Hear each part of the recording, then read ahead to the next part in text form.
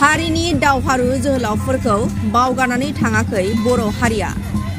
आलादा बड'लेण्ड रायजोनि सोमावसारनायाव गाव गावनि बेसेन गोसा जिउखौ बाउसोमनानै मुंख्लं जालांनाय जोहोलावफोरखौ अरायसम गोसोखांनायजों लोगोसे बायदि हाबाफारिनि गेजेरजों सिबिबोदों, मान बावबोदों।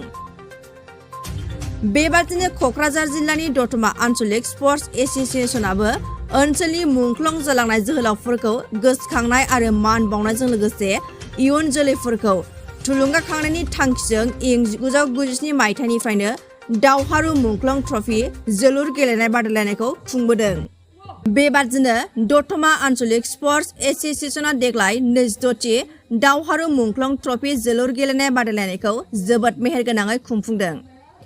दतमायाव थानाय दतमा आन्चलिक स्पर्ट्स एस'सिएशननि गेलेग्रा फोथाराव 23 अक्ट'बरनिफ्राय जागायनानै 3 नबेम्बर खालारसिमनि गेजेराव खुंफुंजानो गोनां बे 26थि दावहारु मुंख्लं ट्रफि जोलुर गेलेनाय बादायलायनायखौ गाहाय आलासि महरै रायजो सभानि एमपि रोनगोरा नार्जारिया बाहागो लानानै मुंख्लंफोरनि सावगारियाव बिबार बाउजेननायजों लोगोसे जोलुर जोजेननानै गेलेनायखौ बेखेवनानै होयो।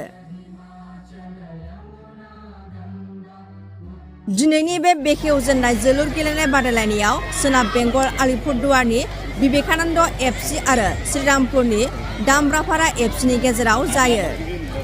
दिनैनि बे 26थि दावहारु मुंख्लं ट्रफि जोलुर गेलेनाय बादायलायनायनि बेखेवजानाय हाबाफारियाव एमपि रोनगोरा नार्जारिजों लोगोसे आसाम फुटबल एस'सिएशननि बारगौ गाहाय नेहाथारि हेमेन्द्रनाथ ब्रह्म, इउपिपिएलनि गाहाय नेहाथारि राजुकुमार नार्जारि, एमसिएलए रहिन्द्र ब्रह्म, आसाम अलिम्पिक एस'सिएशननि लोगो आफादगिरि लोगोसे क'क्राझार जिल्ला गेलेमु गौथुमनि आफादगिरि कबिरन्जन ब्रह्म आरो गुबुन गुबुन दैदेनगिरि दतमा ओनसोलनि सानसुमै लोगोसे गोबां रायजो राजाफोरा बाहागो लायो।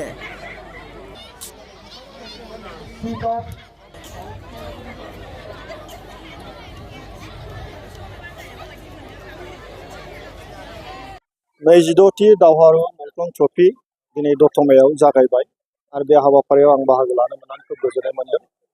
आरो बेवहाय दावहारु ट्रफि मुंख्लं ट्रफिखौ जायफ्रा दिनैहाय आयजन खालामदों बेखौ बानजायदों बिथांमोननिसिम आं साबायखर बावदों। आरो दतमा ओनसोलाव बियो मोनसे फुटबलनि प्रति जोलुरनि प्रति रायजो राजाफोरखौ मोनसे गोसो बोदों, मोजां मोनसे थासारि लाबोदों आरो बे मुंदांखा जानायनि मोनसे खाबु होदों। गतिके बिटिसि ओनसोलावहाय जायखौ गोबां बोसोर आगोलाव मोनसे आन्दलन सोलिदोंमोन, बेवहाय रंजानाय बाजानाय गोमालांदोंमोन, गेलेनाया गोमालांदोंमोन, सोलोंथाइया गोमालांदोंमोन। नाथाय दिनै आथिखालाव मोजां मोनसे थासारि फैबाय बा जोंनि ओनसोलाव जोङो सोलोंथाइ, जोंनि गेलेमु आरो हारिमु बे मोनथाम बिथिङाव जों मोनसे जांख्रिथाय लाबोनांगौ आरो बेनि गेजेरजों जोंनि समाजखौ जों गोग्गो खालामनांगौ। भारतआ दिनै जौगालांगासिनो दङ, स्पर्ट्सआवनो जा रांखान्थियावनो जा आसामा दिनै जौगालांगासिनो दङ। गतिके जोंनि बिटिसि ओनसोलावबो जोंनि स्पर्ट्सआव जोंनि गेलेमुआव फुटबलानो जा, आर्सारियानो जा, काबादियानो जा, जायखि इभेन्टआनो जाया मानो, बे इन्डिभिजुवेल इभेन्ट बा जोंनि टीम इभेन्टआनो जाया मानो, बेहाय जोङो जौगाखांनायनि मोनसे राहा लामाखौ जों लानांगोन। बिटिआर सरकारा जेरैबायदि मोनसे राहा लाबाय लामा लाबाय थादों, दिनै मोनफ्रोमबो ब्लकआव स्टेडियाम मोनसे लुनायनि थांखि लादों सुजित नार्जारि बिथांनि मुङाव। बे जोंनि थाखाय खोब मोजां मोनसे थासारि लाबोगोन होनना आं सानो आरो बेनि थाखाय आं बिटिआर सरकारखौ साबायखर बावदों। दिनै बे दावहारु मुंख्लं क्लाबआ बेखौ दतमा आन्चलिक स्पर्ट्स एस'सिएशन बिथांमोना बे ओनसोलाव स्पर्ट्सखौ डेभेलप खालामनो थाखाय गोबां खामानि मावबाय थादों, बेखौ आं दिनै मिथिनो मोनदों। आरो फैबाय थानाय समाव जों बयबो जोथोन लानानै जोंनि दतमा ओनसोलावल' नङा, सारा क'क्राझार ओनसोलावनो जोंनि गेलेमु बिथिङाव जोंनि इयुन जोलै गथ' गथायफोरखौ फोथाराव लाबोनांगौनि थाखाय जों बयबो खामानि मावनांगौ। खारन आथिखालाव गथ'फ्रा मबाइलजों गोदोनानै दङ, गाज्रि मोनसे फेग्रा मुवा जानाय जों एसे गोदोनानै दङ। बेनिफ्राय जुदि जों बारग' होनांगौ जायोब्ला जों फोथाराव गेलेनायनि फारसे जों थासारिखौ जों लाबोनांगौ। ओंखायनो जों बयबो गथ' गथायफोरखौ फोथाराव लाबोनानै गेलेनायनि मोनसे थासारिखौ जों लाबोनांगोन आरो बेनि थाखाय जोंनि क्लाब, जोंनि स्पर्ट्स एस'सिएशन बयबो बांसिनै खामानि मावनांगौ दङ। आरो बे बेलायाव आं सानो दतमा आन्चलिक स्पर्ट्स एस'सिएशना मोजाङै खामानि मावगासिनो दङ आरो मावलांबाय थागोन।